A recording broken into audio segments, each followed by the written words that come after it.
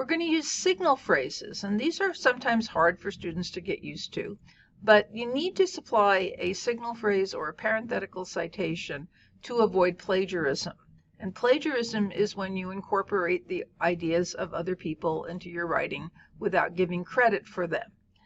We like signal phrases because they create more cohesion and coherence than parenthetical citations, which interrupt the reader.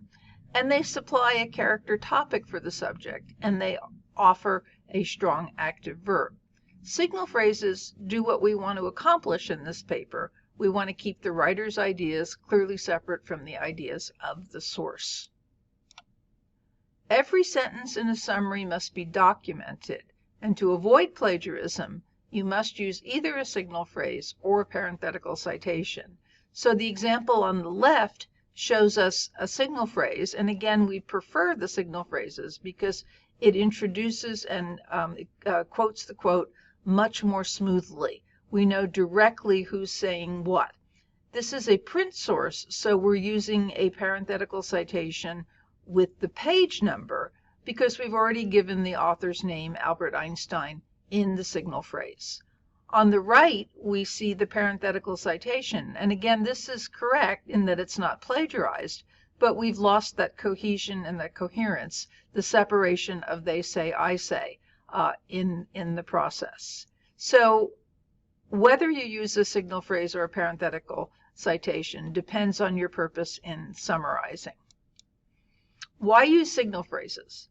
If you don't provide the author's name in a signal phrase, it's difficult for your reader to determine who's talking, whose ideas, even if you are providing the MLA notes.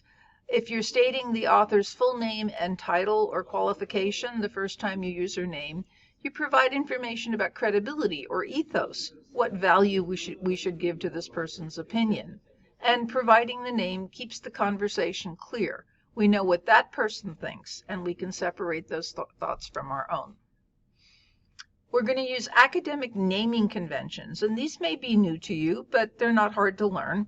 After the first mention of the author's name, we use the last name only. Remember, this is a sign of distinction. We rarely say Albert Einstein. We always say Einstein, and we never say just Albert. So to emphasize your own credibility, be sure to identify the author the first time you mention his or her name. The eminent physicist Albert Einstein commented. Identify the supporting reasons for the claim next.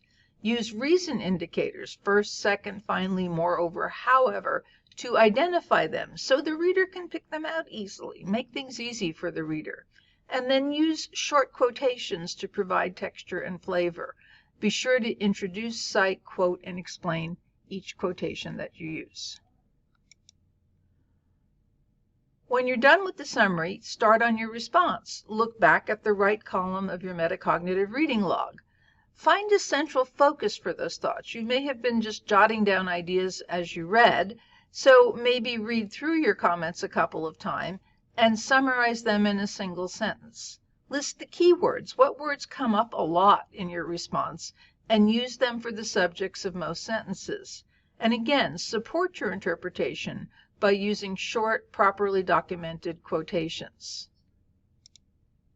Complete your documentation by providing a correctly formatted works cited page at the end of your summary response paper.